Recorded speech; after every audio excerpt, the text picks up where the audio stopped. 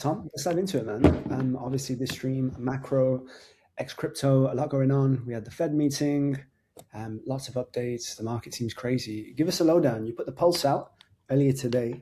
You got to summarize the pulse. What went down yesterday, and what's the score right now? So we had Fed meeting yesterday, and to be honest, there wasn't much change. To be honest, we know that the inflation data is like remaining high in the sort of high. We're not remaining high, but it's still elevated in the high twos. But the labour market has actually shown signs of improvement, and Powell actually did note that he sees some upside to growth. Now, if he sees upside to growth, he even said that this should be supportive or positive for the labour market because, if you see increased growth, you should see increased hiring, etc. So that sort of suggests even further that they don't need to move just yet. He believes the interest rate, is close to neutral or mildly restrictive. So essentially, I think he's done and dusted, Powell. I think he gets. He's no longer the chair in mid-May. Whoever it's going to be, we don't know. But he's no longer the chair in mid-May.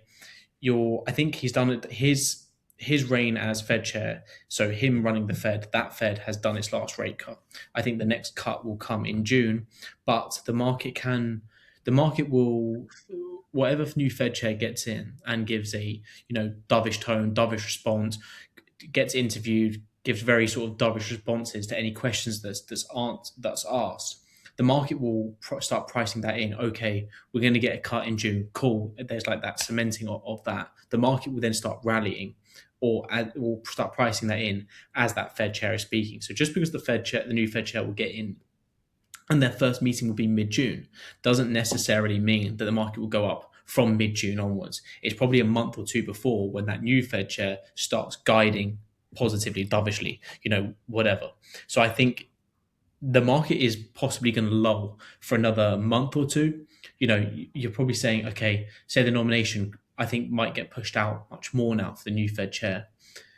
I think you're going to get this lull period for the next 1 to 2 months, February, March, and then maybe it's April, May, where it starts getting better. But I think if Bitcoin comes down to a low enough level in February, March time, I think participants, for me, for instance, will look at that and think, okay, that's where we should be, April, May, June's kind of time. I want to be, pretty allocated by then. So I want to take advantage of any weakness in the next 1 to 2 months. So I think even if you do get this weakness in the next one, and we've been relatively spot on, the market's come down again.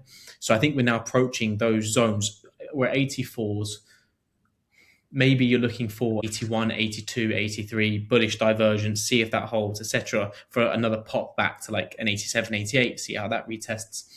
But again, I think you want to be, I wouldn't view the more pessimism I see, the better, I think, because I think if you can view that pessimism as the opportunity that others are sort of not seeing, that's the alpha. If you then think, okay, beyond February, March, you're going to get a much more positive market because of renewed interest in cuts. You want to be positioned for that. So if you can buy into the pessimism that you might get in the next 1 to 2 months and get those lower prices, say you could get an average of a 78 or an 80K Bitcoin if you were to get any sharp wicks. For instance, I think, what was it, 21st of November, the candle closed sort of 85K, but went all the way into 80,000. So, that was like a 7% move below. If you could fill some of those wicks into like a mid 75 or 77 or something like that, and get an average entry for 78K for a move back up to 100, 110 as a minimum, it's a really good play. And that's Bitcoin alone. So think what a Sol could do, a Hype, memes stuff could do. I think that would be a similar setup to where I think we had SPX last year, the meme coin SPX. It was in March 2025. So it came right down in January 2025. I think down 87% by March 2025. I think we're in that. So I think then if you was to get that play off the bottom on a Bitcoin move from 78 to 100, 110, you'll get memes doing something similar. And I mean, SPX went and did new all-time highs. So why couldn't new memes and other meme plays, whatever, go and do similar things? And it's a really short time frame that what SPX did in that time frame. So I think if you can go out along the risk curve for that kind of move, I think that's the play. But the more pessimism from everyone else, the better, I'd say. Like for us, if we're Yeah. looking at it opportunistically. Yeah, absolutely. I see it the same way. We did in our like macro outlook report. We said Q1 and Q2 is about positioning, Yeah. and Q3 and 4, that's where you reap. The thing is, what is the best approach to positioning right now? Is it DCA? Is it buy the dip? I know everyone's different, but what's the play in getting accumulated? Because I guess you don't want to get there too early, and you don't want to get in too late, right? How does one find that balance? Um, I think it depends heavily on who you are, what type of investor you are. Someone like me, because obviously I'm sitting here all day trying to work it out and figure it out, I can be much more take a much more active approach. Where others that might be running a business or having a full time job alongside it should take a more passive approach. I would say I'll do the passive approach. It's probably more relevant. I would say the passive approach is when you see a big move down in prices and it gets into that value area again. And if you look at our market updates, we've been sort of giving on chain levels, technical levels that all match up to provide a lot of convergence between what's like a supportive area or good area, good value area to go and buy. If you can get anything with a 7 handle, it's pretty good. If you get something with a 6 handle, you throw absolutely everything in. I'm not sure we get it, but I think if you get the 7 handles, which I think we'll get the 7 handles, but I think you really, really do go for it. And I think you sort of allocate a percent of your money that you want to do. On a day where you have a 7 handle Bitcoin, look at Twitter and things like that. I would try to gauge how negative the sentiment is. If the sentiment is like diabolical and you see the price is down 4, 5, 6, 7, 8%, just go and pick some up with a zoomed out view of thinking, okay, new Fed chair mid-May, the market probably priced it in a month or two before. Let's look to sell into that a month or two later. Worst case scenario. Hopefully you get a new bull run or something like that. But worst case scenario, let's look to say, okay, a couple months after May, talking June, July time, why could we not just think of it as a trade? Why could we not place that as a trade? So I think that would be the smart passive approach for that. And I think it's a great opportunity. And I think because of some of my updates of calling for downside, I think people have said I'm bearish or pessimistic, and they're now saying I'm like very bearish. I'm now anticipating that turn to start being more optimistic and more bullish. So the lower it goes, the sort of more pleased I'll be because of the opportunity on the upside. So Yeah, that's where I'm absolutely. sort of sitting with it. But that's the passive approach I would suggest to people if they want to go down that route. Yeah, absolutely. Well, in your market outlook, the macro section, you made very clear you were bullish for 2026. Obviously, in the weekly report, you have to be active. And as data comes in and change, you have to cover it. But I think Yeah. sometimes people miss the forest for the trees because they don't realize you're zooming in for a reason. Well, The longer I term provide 1 to 2 position, updates a why? week. So it's catered to like a zoomed in view as well, and then I try to give a more zoomed out view in some of them also. So it's catered because of the frequency of the updates as well. Yeah, no, absolutely. You mentioned a lot of this kind of on Powell's replacement and how dovish the next Fed chair comes in. Is there any chance that we get a hawkish guy coming next? I think Trump is not going to pick someone hawkish. It's going to be the case that person says one thing to Trump and then just does the opposite thing when he, she, whatever gets in. I mean, there's no women in the running, it seems, at the moment, but um, it seems to be that the person will be very, very dovish. There is room to do more cuts, especially if you start to see inflation come down later in the year, or further along the line, in the next sort of 3, 4, 5, 6 months. There's room to go from 3.5% down to 3%, sort of minimum. Trump will be pressuring to go down to 2.5%, I think. So I think there's 50 basis points left to do, sort of definitely this year, and it's a case then of, are they going to stick? The most bearish case would be if they just do 50 basis points, but I still think that should be pretty good.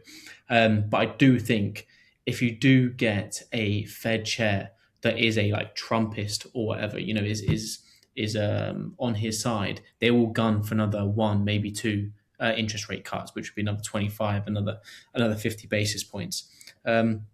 I think the thing Trump's having difficulty with at this moment in time, he's obviously not going to pick someone that is hawkish. He's picking someone that is going to be dovish, or is at least telling him that he's going to be dovish or they're going to be dovish.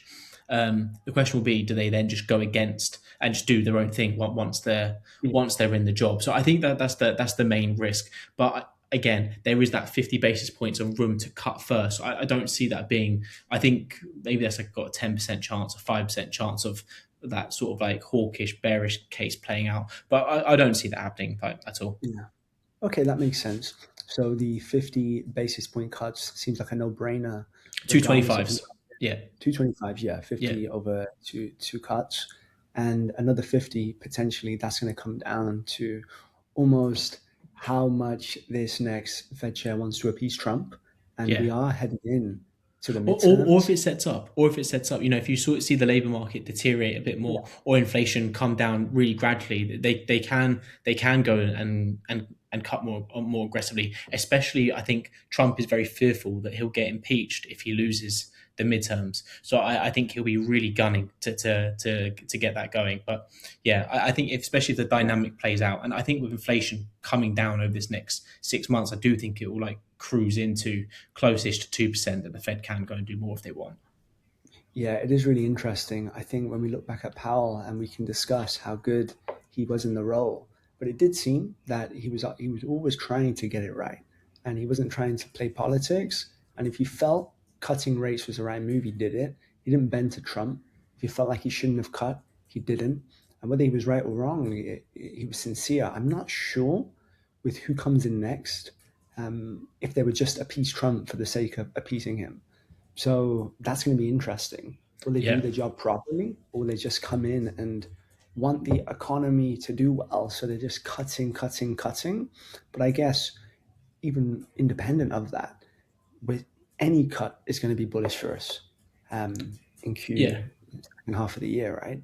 yeah. I think I'd be very surprised if someone came in, they got the job through Trump, and then immediately they just went, no, no cuts. They're going to deliver two, like, at least the market will the bond market will sort of tell it to do two over the course of this year. Ideally, you go and get, rather than, a cut in June and then a cut later, like much later in the year. Ideally, you go and get another period, I suppose, of consecutive cuts. That would be the most ideal outcome for markets.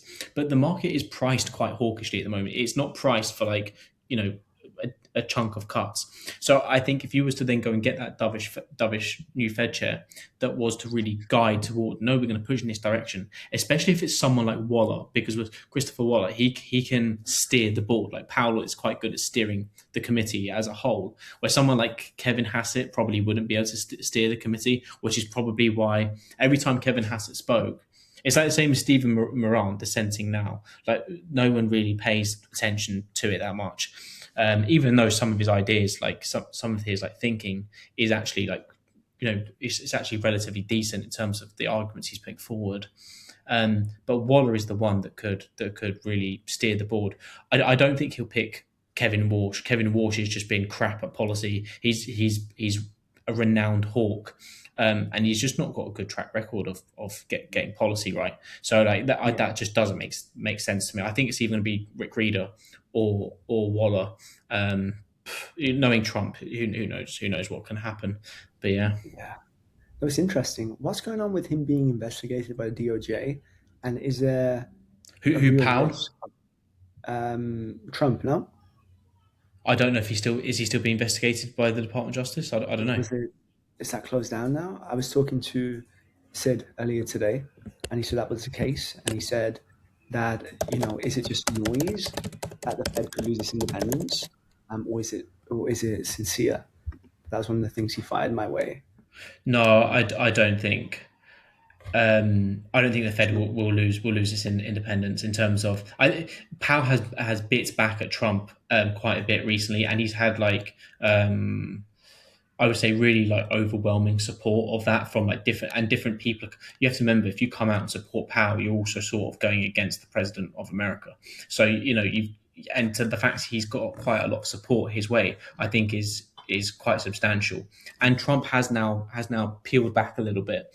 And Besant is the guy that sort of moves the market around a little bit more now. I don't know about Trump being. I think Trump will be. I don't know if Trump has anything ongoing with the Department of Justice. I thought that was somewhat wrapped up, but I think he'll be. They'll gun to impeach him if he loses the midterms, which is why I think he's like really pushing like he is. The one who's being investigated is or been subpoenaed is, so it's like a threatening to indict.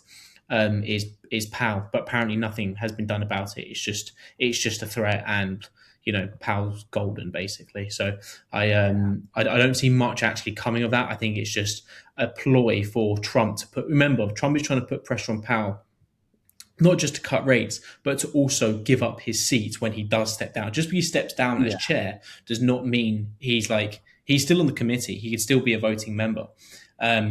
He's wanting Powell to actually give it. So historically, the chair, when they step down, when they're no longer the chair, they actually step down altogether. They resign from the Fed. So if they were to resign, if Powell was to resign from the Fed, the same as historically what others have done, that would give Trump another seat to go and put someone else in again, to go and put another dove in to try and get these rates lower. So I think that's where the pressure is. The pressure is coming from a few different angles, but it's all being centered on Powell to get him out, get him gone, because that gives Trump more steer and more leeway. But in terms of the independence argument, if Trump appoints Kevin Hassett, for instance, the bond market will just like this. He might not even pass through the Senate. The bond market might also just reject it and say they've already got a fiscal problem, so there's already like this term premium in bonds. Like investors are demanding an increased premium to buy the bonds because of the fiscal deficits, etc. So if you then have a Fed chair that you could question their like actual legitimacy or independence over that, there's going to be even more term premium in the bond market, and that's just not. So Trump is trying to get rates down, and if that was to happen, rates would go up. And to be honest with you, like Trump wants rates down, but the more he hammers the Fed to get rates down, the actual inverse effects it has, because it threatens independence, term premium goes up, yields go up, mortgage rates go up, and that's sort of the opposite of what he's trying to achieve. I mean, he's probably not for listening, but his best approach is just to shut up and just let Besant do the talking and get on with it, to be honest. Yeah, well, Eric Trump follows us, so maybe he can pass this message across to his dad from Tom Capsey himself. So yeah, sorry. We'll have to wait. One more question regarding the Fed, Powell, and rate cuts. Yesterday, we basically said, look, they're not doing rate cuts, that he's not doing it before he goes. Could anything happen? Could something break over the next month or two before May that makes them rethink the decision, or is nothing looks like it's lining up for that? I suppose if there was a crash in the yen, a significant devaluing in the yen, that might cause them to come in and stimulate the markets in some way, or provide a ton of liquidity to save the sort of the Japanese bond market. I'm not sure there's like on the inflation side of it, that's going to like just fall off a cliff, or the labor market is going to fall off a cliff. So I don't think rates coming down quickly in the short term comes from either of those two options. I think it comes, or scenarios, I think it comes more from something going wrong elsewhere in, yen devaluing significantly, threatening the Japanese bond market. The US have to step in because the Bank of Japan owns so many bonds, US bonds. Yeah, no, that makes sense. The yen carry trade, I believe, from a couple of years ago, we saw Bitcoin get wrecked. I believe in the market went crazy. I'm pretty sure one of the memes of both of them that we were pushing at the time, they got absolutely obliterated. Yeah, everything. What's the score with the yen right now? I believe on Monday, when we in our weekly setup, we spoke about how it's hit a critical level where the Bank of Japan typically steps in. What's happening with that? Maybe give us a bit of a breakdown. So it went to the 160 level. So I need to get the chart up and stuff. I don't even know what it's at right now, but so I'll get it up in a second. So if it gets to the 160 level, so i.e. 160 yen to $1, to $1, if it gets that level, the BOJ have stepped in to defend their currency at that level before. And what's happening at this moment in time is the yen is just gradually devaluing or weakening against the US dollar because of their diabolical fiscal situation in Japan. So what happened was last Friday, the New York Fed rang up, I think they rang up like primary dealers to ask what the rate was on JPY USD, which is basically saying like, what's this at? We're thinking of intervening. Previously, the Bank of Japan have intervened and it's never come through the US side.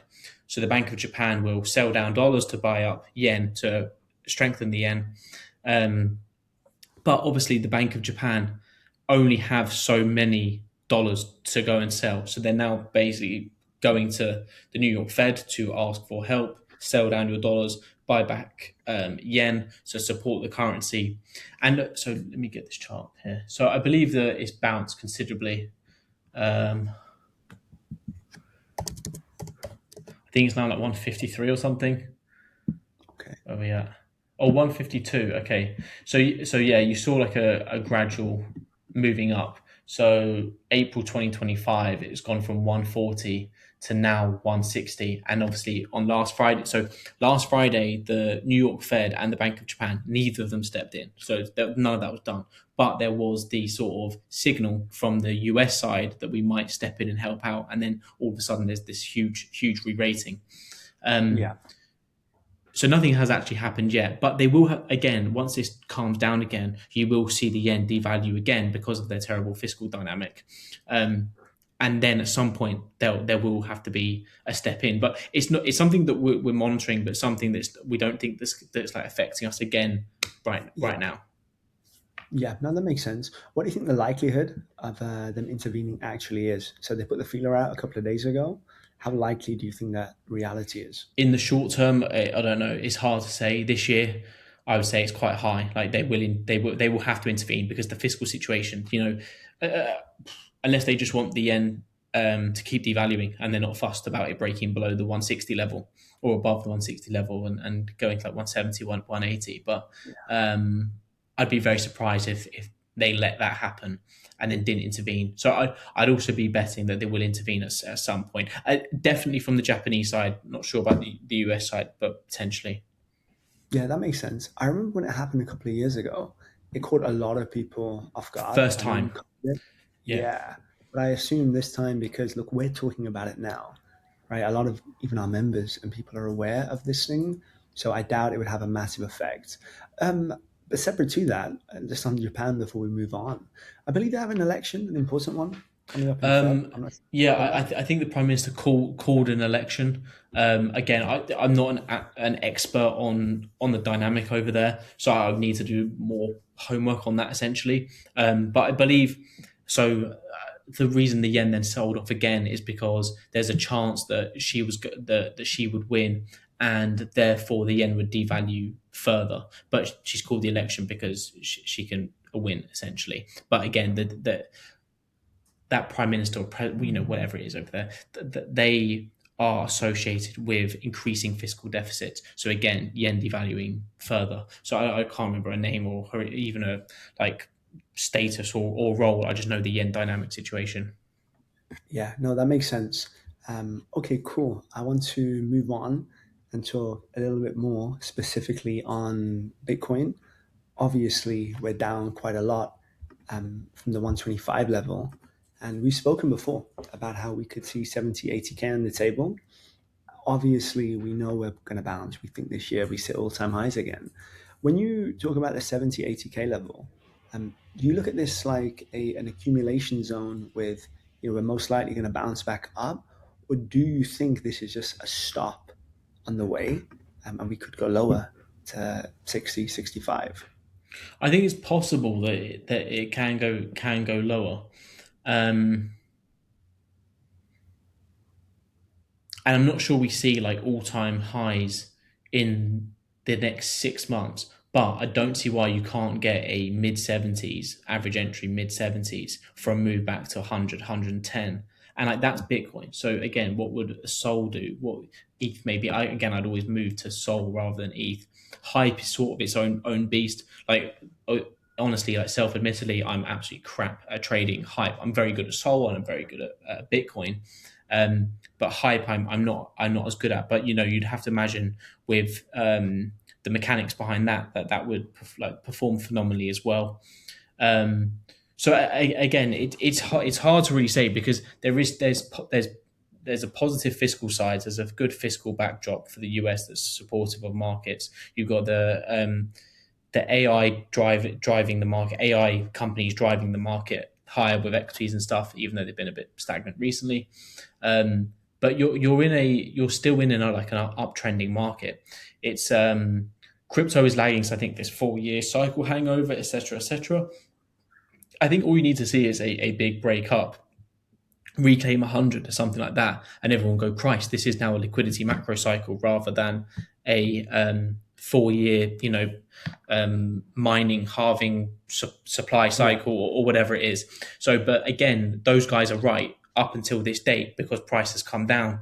But until price goes up, or if price goes up, I think it's until price goes up, those guys are right for now. But again, it's up to us to like deliberate and try to anticipate what's going to happen. I think the 4-year cycle mining halving thing is done. I think it's a macro liquidity asset.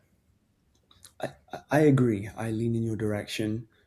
I know most of the team agree with you. They think the same thing.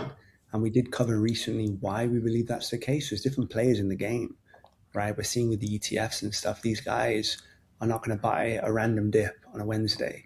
They've got a plan. They've got targets. They've got like quotas they have to hit. They're thinking big picture.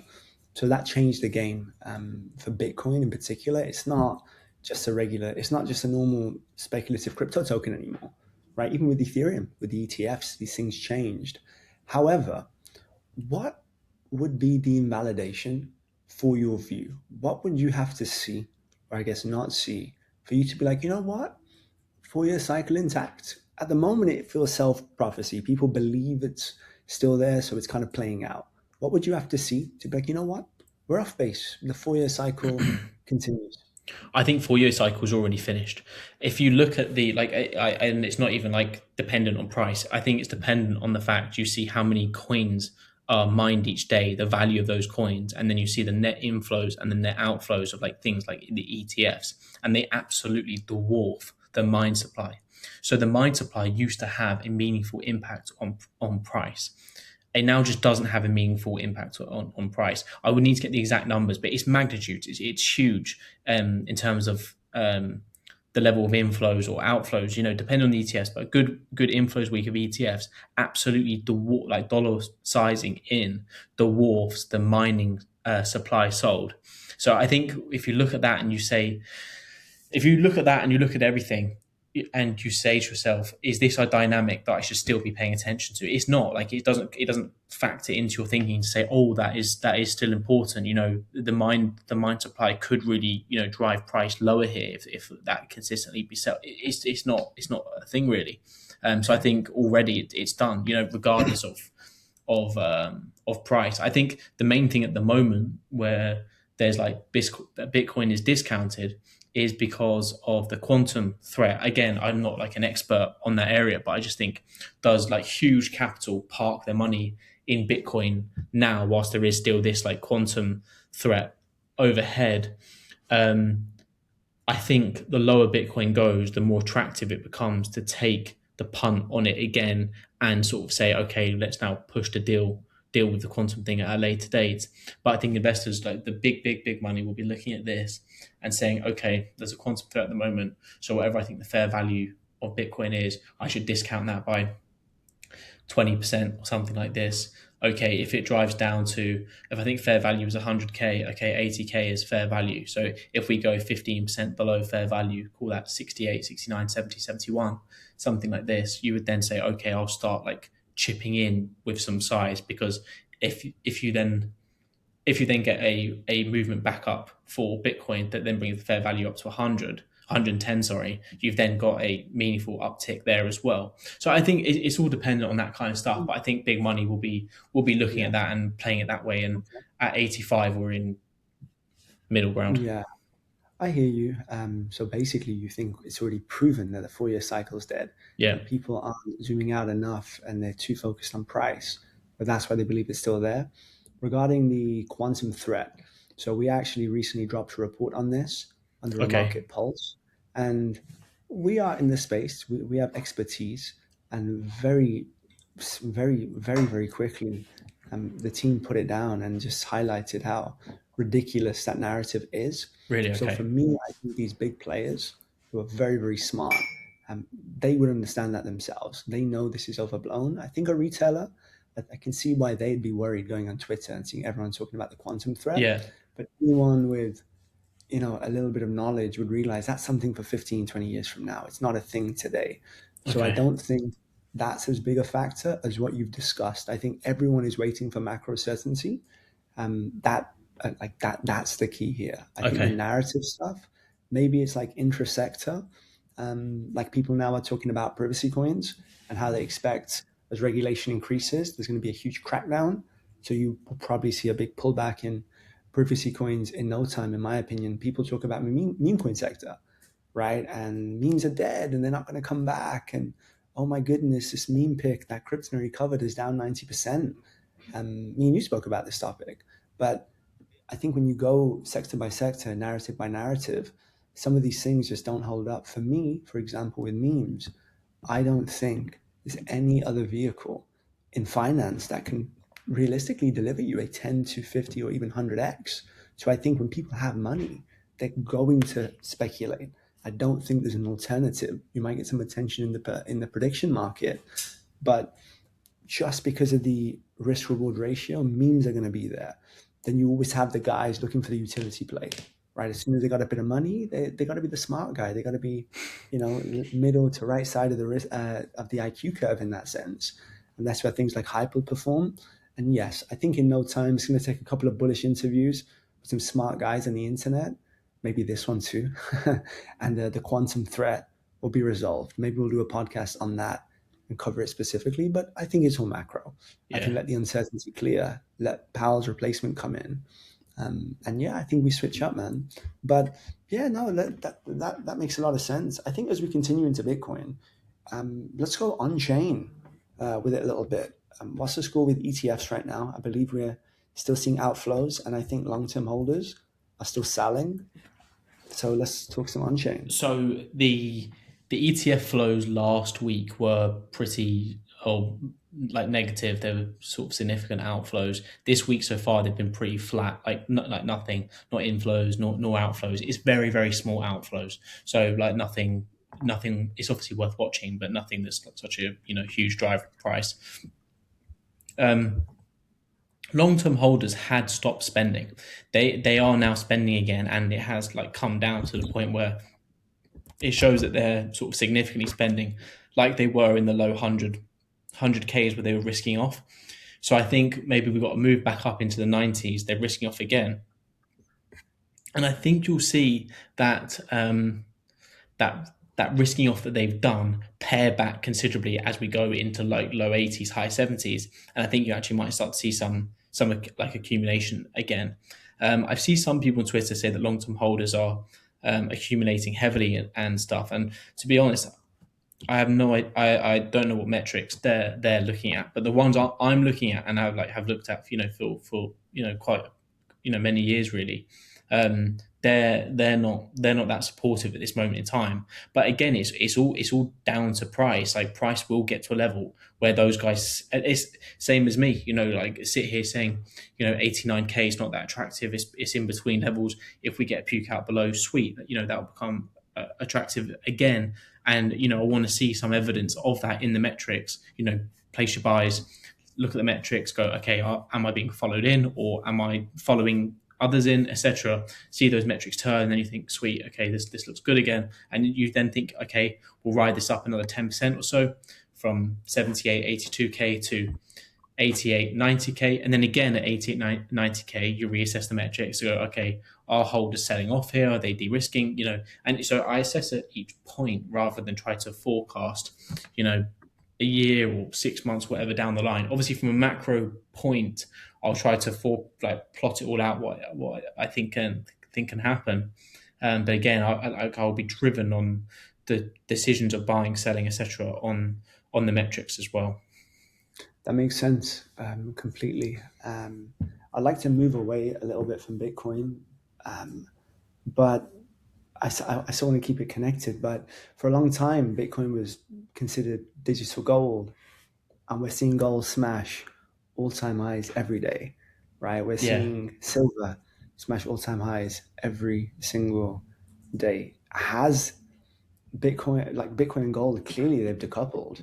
Do you see this as a temporary thing, or do you see them reconvening at some point? Maybe you're right. Maybe I'm wrong. Maybe the quantum threat has made people believe like Bitcoin is not a safe haven asset for now. Maybe it's a narrative thing. Maybe it's a risk appetite thing. Even if Bitcoin has the properties of something like gold or silver, the dynamics at which it trades just isn't the same. So what's going on with Bitcoin and gold? Have they decoupled? Is this temporary? Is this a divorce? Or is this just a bit of a breakup? So I sort of see. So the last couple of days, I've sort of seen this in like a few ways, but there's one good way as well.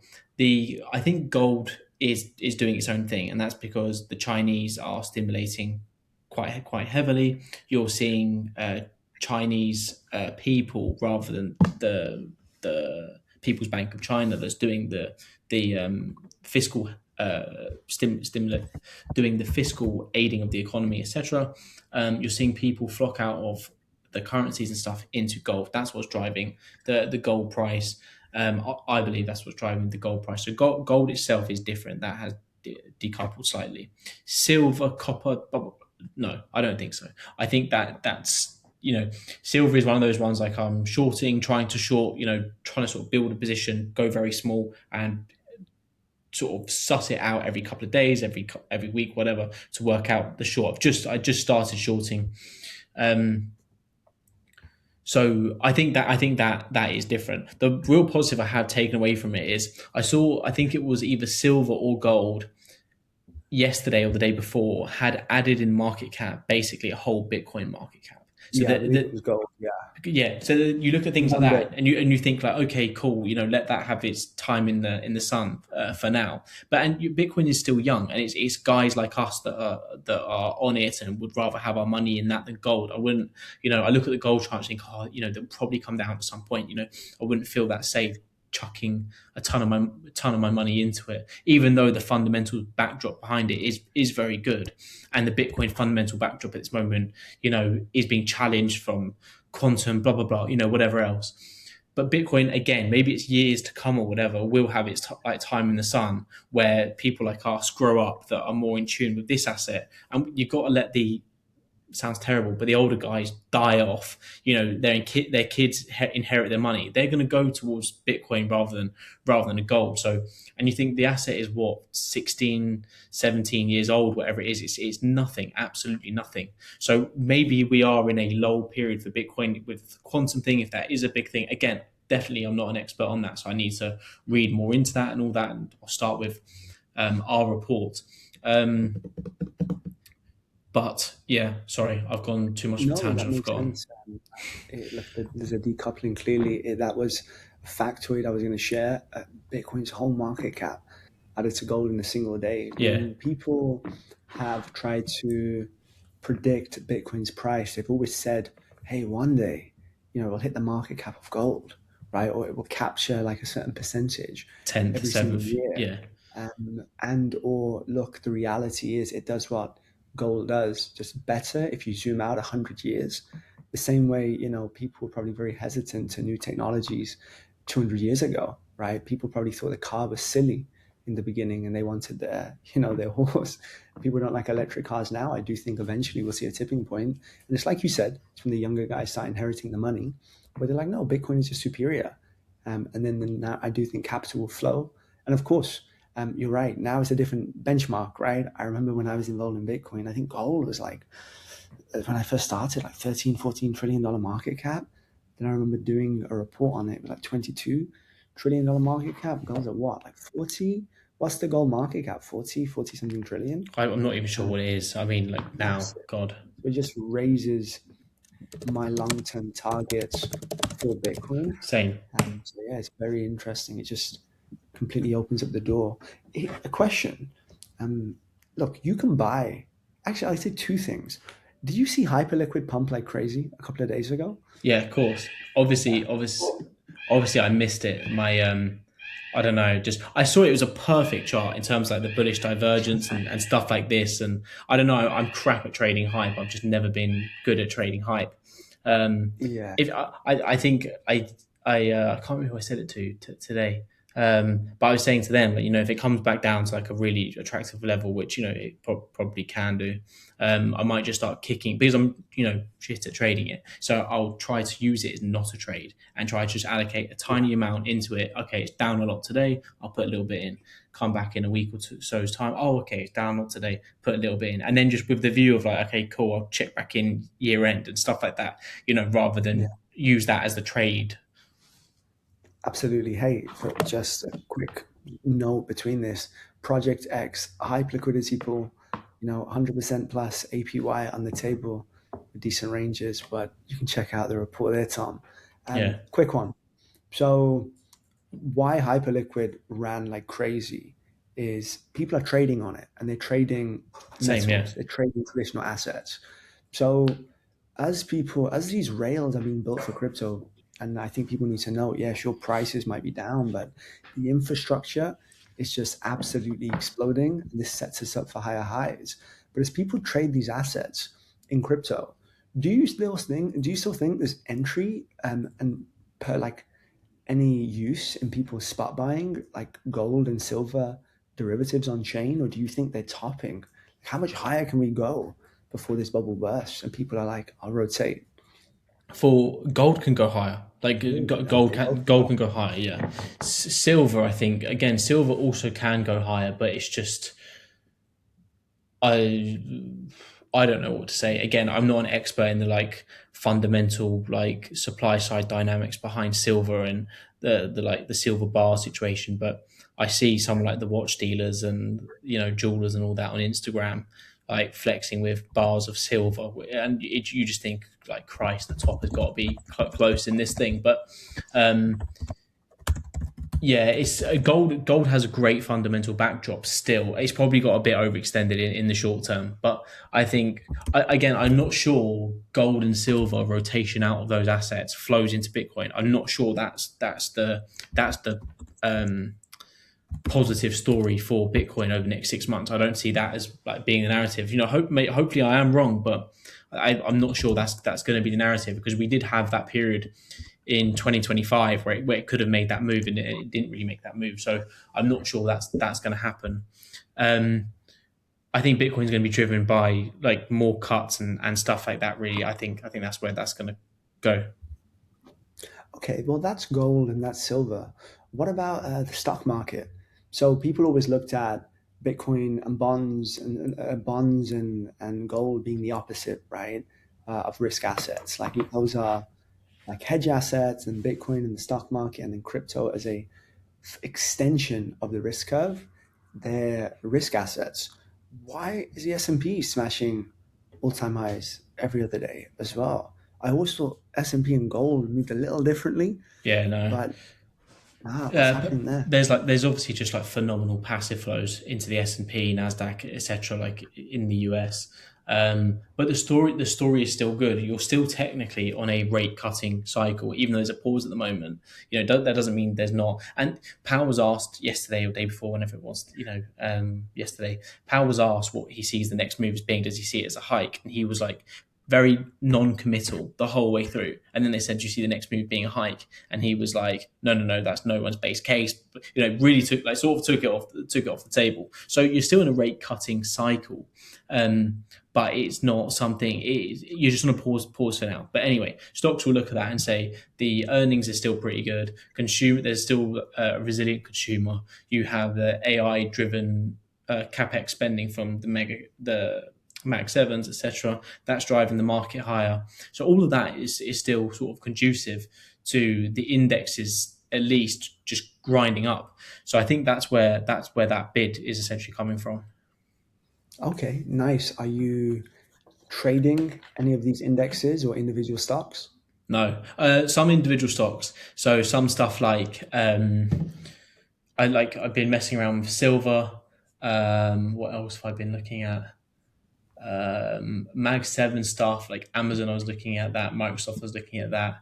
Oh, it's down 11% today. Christ. I was looking at Nvidia, Coin. So the only one I was looking at was Coin, which is down a little bit today because I just thought that might be a good. If you think Bitcoin's going to go up, maybe Coin might be the one to hold for that. But again, my positions in that stuff is very small because if I were to take positions, and even though some of them I look at them, I think like, I'll leave it, and I'm not sure I would do it on chain because of the funding rates. So I think you are better off doing that stuff in a brokerage account. But again, I've not really been messing around with it. If I think there's a risk on environment, I'd rather just go to Bitcoin, or I sit and wait, and you can short stuff. And I'm on the trading side, so I'm happy to sit and wait, just look at my dollar pot and try to short stuff down, long stuff higher, and take that approach. Yeah, that makes sense. I remember a couple of years ago when me and you first started to connect, I asked you if you would diversify out of crypto, and you looked at me like I was crazy. So yeah, Yeah, probably a mistake though. Bitcoin, Some stuff has done very well, but again, it's not. Like I've had success on the crypto side of stuff. Maybe as I get older, if I get more money and stuff, then I'll diversify a little. I'm starting to diversify a little bit more now, but I'm in the figuring out stage. So you're not betting with anything. If something went down like 30% or whatever, a stock that I was like holding, I wouldn't even really notice the difference in it because I just don't put anything substantial or what's substantial for me in it. So I'm in that, like, especially this year. I'm looking at this year as like where I'm paying attention to it all a lot more on the stock side, individual stock side, and I'm starting to like plug it a little bit, but nothing with any like conviction or size or anything like that. More just treating it as a figuring out year. yeah, it makes sense completely. I'm interested in dabbling in some stocks. We're launching Stocktonary 2026 Moon Mission. Yeah. We recently covered Circle, basically the company behind USDC, and we wrote a report on how we think it's a great hedge long term. So check that report out if you haven't already. But yeah, Tom, now I want to dive in to some practical questions. Like 100 people watching right now, and we'll get to their questions. But I'm going to throw some quick questions at you and let me know what you think and just answer from your gut. Don't overthink it. Yeah. So the first one, someone comes to you and says, hey, I have 100K and I'm not exposed to crypto and I'm looking to deploy it over the next 3 months and get allocated because I read your 2026 report. How would you allocate that 100K? I just cut it up into the sectors. So I'd go Bitcoin, some majors. You could go down the privacy route if you wanted to. I don't personally. I look at the privacy coins and think I'd rather like short that stuff if it does pump. But I would look at Bitcoin majors and then some of like the higher quality memes. But again, only allocate to that stuff what you're willing to like draw down on. Expect the drawdowns because you will. SPX is the best example. Early 2025 drew down 90% to then what was it 6 months later be it like smashing new all-time highs. So I think that's a prime example. And that sector has struggled now, whilst Bitcoin has struggled. Like majors have, it all struggles together, it all does well together. So if you think Bitcoin is going to recover March, April, May, it's going to starts recover and go up. Okay. Don't just allocate fully to Bitcoin, rotate out the curve as well because you're going to get increased gains there. But again, the key thing is about getting the macro setup right and the general direction of Bitcoin. And if you're right on that, go further out the risk curve and you'll most likely get better returns. Yeah, makes sense. For me, if I had 100K to put into the market, I would look to allocate maybe a third every month moving forward. I would, of course, get into Bitcoin. I think that's a no-brainer. I know you're a trader, so you time it pretty well. Your Bitcoin trades have been phenomenal. Me, I'm not. Probably DCA into Bitcoin, some Ethereum, for some Solana too. I know you're not as bullish on Ethereum, but I think they got some really cool upgrades coming. And I think that's where these big funds are moving. And it's the leading L1 for a reason. I think Solana is great too. Hype is a good play, and I'm bullish on memes. I think there are a few that we've covered at Cryptonary that I think look great. So memes, absolutely. Privacy, similarly to you, I wouldn't look at privacy as a play. It's more, I look forward to seeing what happens. But privacy on Solana within Ethereum, not necessarily a token on its own, but there will be other narratives too. A big narrative to keep an eye on are stable coins, but you can't exactly win by buying Yeah. USDC. But you can, make a play on stocks like Circle. And I think it's just a great overall for the market, the innovation we're seeing. Now let's flip it. Let's say you're someone who's put 100K into the market and you're down bad because everything's down. Let's Yeah. say they came in and they saw our thesis from the barbell portfolio. Let's say they bought Bitcoin at 120, they bought Ethereum at nearly 5K, Solana at nearly 300, meme coins, in their all-time highs, and they're sitting now on 100K. And let's say this person doesn't need to pull the money out. Let's say they have a job where they make a couple of grand a month and they're living within their means. Is there any point in de-risking now, or is it, hey, stay positioned, maybe preserve some capital on the side to deploy later on? Are there rotations to be made? For example, if, let's just say hype is undervalued compared to Solana right now, or vice versa. Is it a rotation game? What would you do if you're 100K? Some people feel stuck. Some people feel like, what do I do? I've got no dry powder to put into the market. I feel overexposed, but do you really want to be cashing out on a meme that's down 90%, especially when there's huge potential on the table? What's your take on that? Well, and when majors are down considerably as well, I Yeah, think exactly. just look at all that stuff and say to yourself, I'd be looking at that and just be looking, look, if you're going to choose a time to cash out and capitulate on your bag, it should have been when Bitcoin was going into the 100K mark, and we called for the move of 90 to 95 to 98, got to 97, we wasn't sure about it. If you want to risk off, if it's just too much for you mentally or emotionally, whatever, those are the times to go and do it. If something is causing you huge emotional stress, just probably just sell whatever it is, be it Bitcoin, hype, whatever. If it is causing that amount of emotional stress, or take some size off. But I would then say, look, try to allocate into things that are, if something is down considerably, go into that and reallocate your money into that. So then look at something and say, if something is down considerably already, and you'd be looking, if you weren't in that emotional torment state that you may be in, where would you look to allocate, and at what prices would that be? Okay, well, if that coin, for instance, is at that price, it doesn't make sense then we sell it at that price, if that makes sense. But I look at something like Ethereum yesterday at 3,000. I thought, that looks like a sell. Ethereum at 3,000 looked more like a sell than Bitcoin did at 89,000 in my view.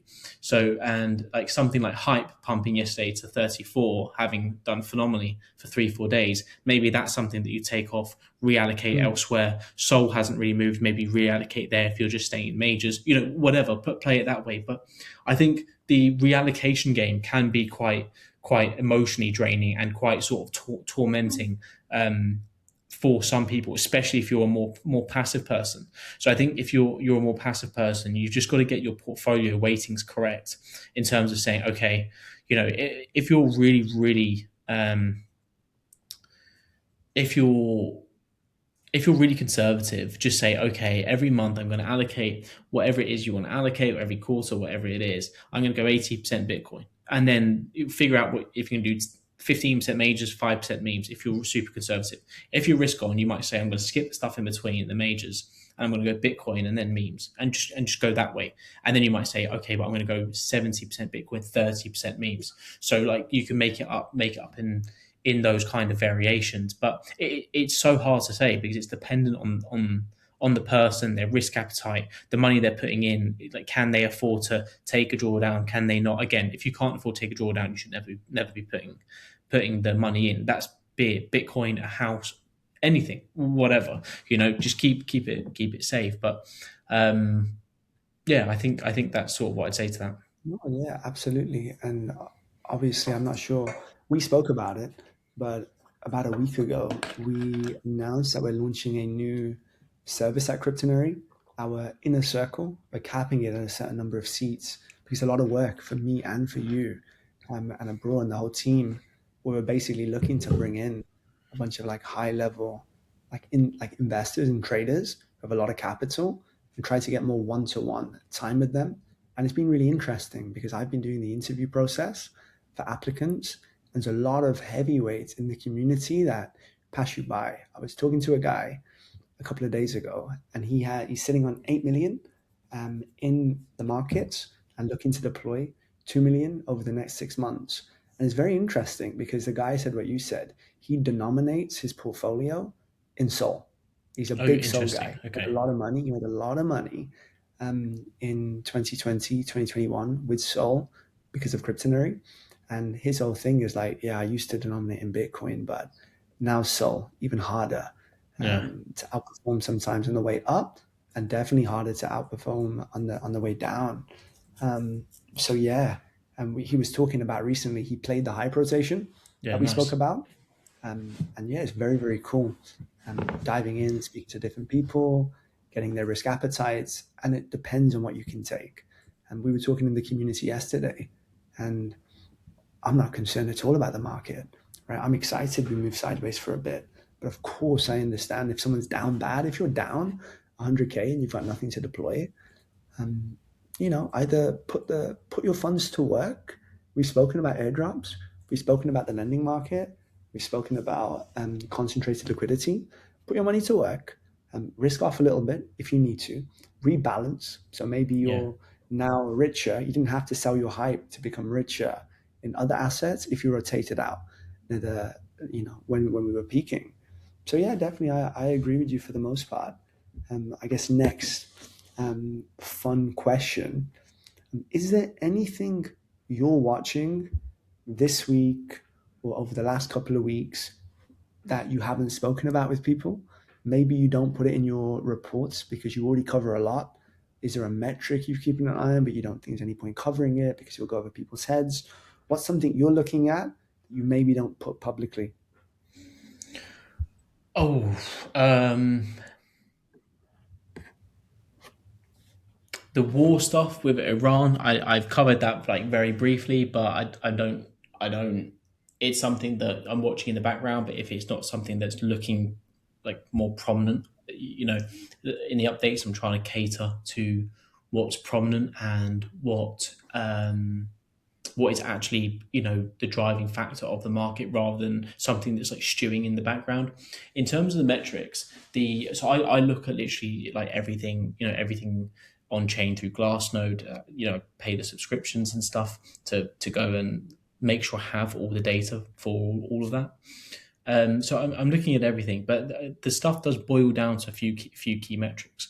And those are the ones that we cover. And I think we see a lot of people on Twitter like sort of show all these different metrics off and stuff. And I have all these. I see them, and they try to make out that these metrics, because no one else is covering, so it's like a bit of an engagement thing. But because no one else is covering those metrics, that this is something that people aren't looking at, or no, we're looking at it. It's just not.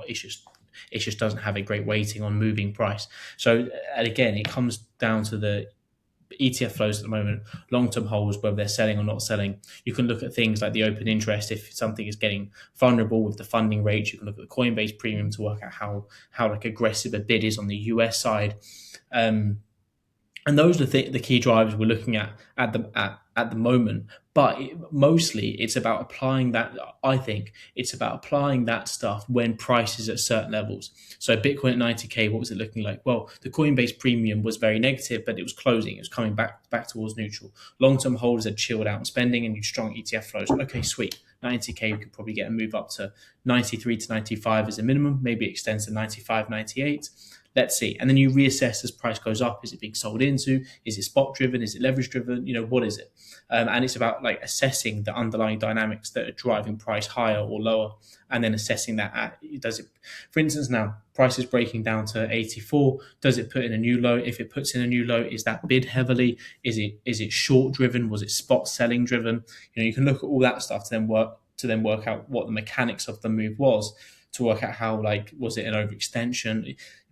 It's looking at everything. But yeah, that's obviously like why I'm sat here all day looking at that stuff. But I enjoy it, so that's the main thing. Yeah, no, that's good, man. But this is really good. I would say anyone who's watching, there is a delay time. Start dropping your questions, especially macro related ones or on chain or technicals. Feel free to drop them in the chat. And I guess one of the last questions from me, if you had to go all in, and let's say me and you were to make a bet right now, 31st of December, 2026, what's Bitcoin trading at? I don't know.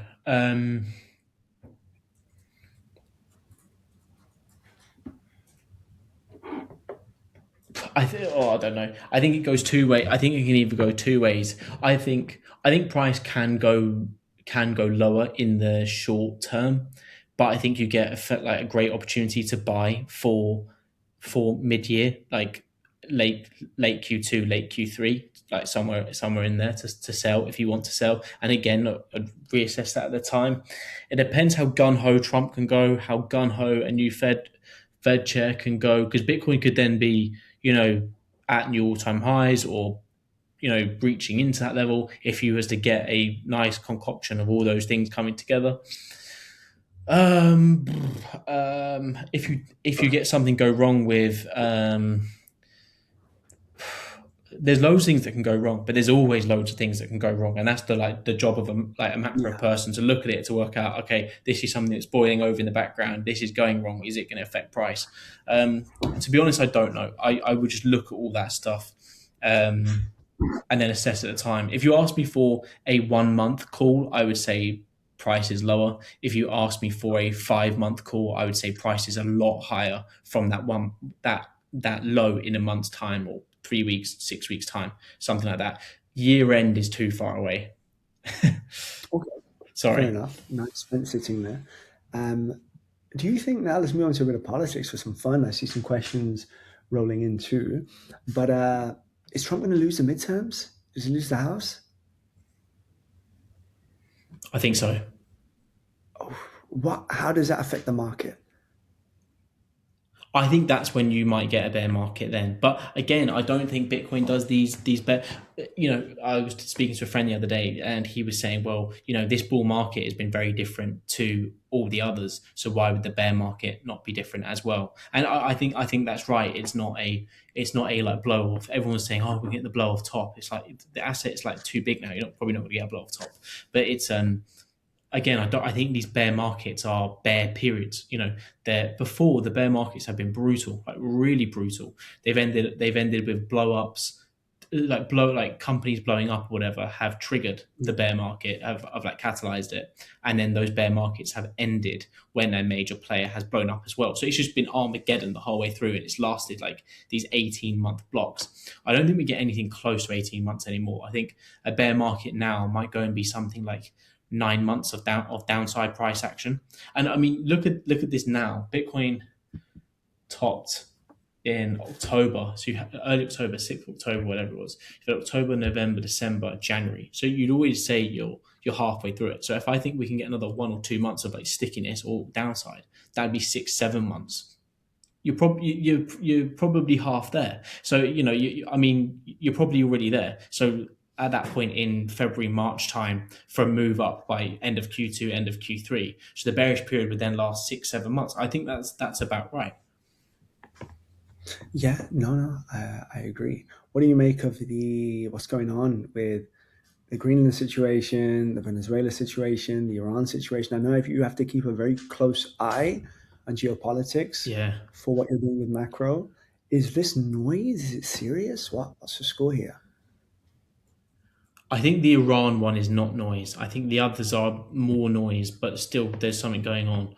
But I think the Iran situation is, I think Trump wants Iran overthrown, the regime overthrown. He's got what he calls a huge armada in the sea over there now. It wouldn't surprise me if there was a strike this weekend, a US strike on Iran. The problem is the regime has really got its back against the wall at the moment. So if the US were to strike, I think Iran would retaliate at the at the strongest level that they could. So I think at the moment Trump is getting enough forces in and around the region to um, take or stomach that potential attack back. I think something could happen there. I don't think it's like 80% likely. I think it's like only 20-30% likely. But and again, that would be fine for normal assets, but for crypto it'd be bad because everything else is. Trump will do that on a Friday night or a Saturday night when the markets are Yeah, closed, but Bitcoin market will be open. So that's something to like maybe hedge against or something for now. Um, but I don't know. It's a guessing game with Trump. It's a complete guessing game. People say he was very close to a strike before. I think it was last weekend or the weekend before, and he called it off last minute because they were frightened of the retaliation or the size of retaliation. Um, I don't know. Yeah, it's possible to say, but yeah, I'm looking at that stuff, of course. yeah, no, for sure. I remember when I believe they bombed Iran last time, the nuclear sites. Yeah, I believe it was a weekend, and the meme coins were going crazy for a little bit, yeah. and then overnight, bang, everyone's memes got hit and people crapped themselves. And by Monday, everything was fine. Yeah, if you can It buy was, those panic points, or like as the bombs are going down and it's being reported on Twitter, if you can buy those points, they're usually pretty good, like V reversal type stuff. yeah, no, it's interesting. Do you think, in the meantime, over the next 6 months, obviously we talked about going lower, it's quite likely. Do you think we see multiple relief rallies before then, where we perhaps touch close to 100K or 100K again, and maybe some of these altcoins, you know, like gaining another 40-50%, Yeah. I sideways for Yeah, sorry. Yeah, I think so. Definitely. Like if you look back at 2022, that was like a bear market. But you look at the relief rallies; they're vicious, like really significant in terms of like percent gains and stuff like that. So you can make phenomenal returns in a bear market still with playing the relief rallies. And then when you get the relief rallies, um, long Bitcoin, short the alts, and you'd usually get a nice offset. So I think that's like a strategy for like short for like okay. trying to earn on the short side. But if you're going to short some alts, you need to short a basket of alts. So it needs to be, So the good one recently would have been privacy. But again, it's I think it's hard. You've got to do it as like a job and sit there all day and like it's a bit easier for someone like me, but I still find it very difficult. And not because I'm like more intelligent than anyone else. That's not what I'm saying. That's not what I'm like saying. But it's more the case. I'm sat here every day. I'm treating it as my job. That's all. But and again, I find it very difficult. But that's strategy. But the bear market rallies are vicious to the upside. They're usually great returns. Yeah, no, I like that. That's a very clever strategy as well. I didn't think about that before. Shorting the L's. I've never shorted an asset in my life outside of setting up some delta neutral basis trades. Yeah. So maybe we need to sit down, Tom, and do a dedicated stream. Teach us how to trade. But yeah, no, this is very cool, man. Yeah, Tom, that touches most bases from me. I know a lot of people want to talk about a certain meme, but I'd prefer to keep that chat on Discord because this is YouTube. So we won't go there yet, but I'll be in the Discord shortly with everyone. Anything else you want to cover before we log off? This was a great chat. I will end with one thing. I think I get tagged with the bear. He's too bearish or bearish like very often. Um, we were bullish, and then Bitcoin went to sort of the late 90s, and you think, okay, maybe this is a turning point again. And I was like started like getting bearish there, and I've been bearish down to 90, and below it now at 88, 89. Bitcoin is now at 84, 85. This is now not the time to get max bearish again. So like I think when people read my update a day or two ago, they were saying like, oh, it was not as bearish as I thought that would be. But you have to remember, as price comes down lower, you should be seeing you as everyone else sees Yeah, it phenomenally pessimistically. You should be trying to see that as the lower price comes, the more optimistic you should feel about the opportunity that's going to come on the other side of it. The lower price absolutely. comes down, the greater the percentage move back up in any form of bounce, relief rally, new bull trend, whatever it is. So I would say like try and look at stuff that way. With Bitcoin, if Bitcoin gets to 80, 82, I'm not going to be bearish. I'm going to be very opportunistic. If it can come down another 10%, perhaps it can come down another 10%. But you're looking at it with like gluttonous eyes to buy rather than Absolutely. sell. Absolutely. And that's the game, man. It's so true. Look, we've found multiple like 100x meme coins over time. And whenever they pull back, people panic and people get upset. And I get it, especially if they're fully exposed, they're not sitting on capital, etc. But even recently, right, we saw a meme that was at this just over 20 cent. And our thesis was, oh, this thing could probably run to $1 if risk on remains, and even higher. And that's a 5x return from there. Yeah. And people are still excited. This thing pulls back 90%. And if your thesis sustains that $1 is still going to happen, your 5x opportunity just became a 50x opportunity. And you're still stressed or you're more upset. If you're holding nonsense, then absolutely you're going to crap your pants.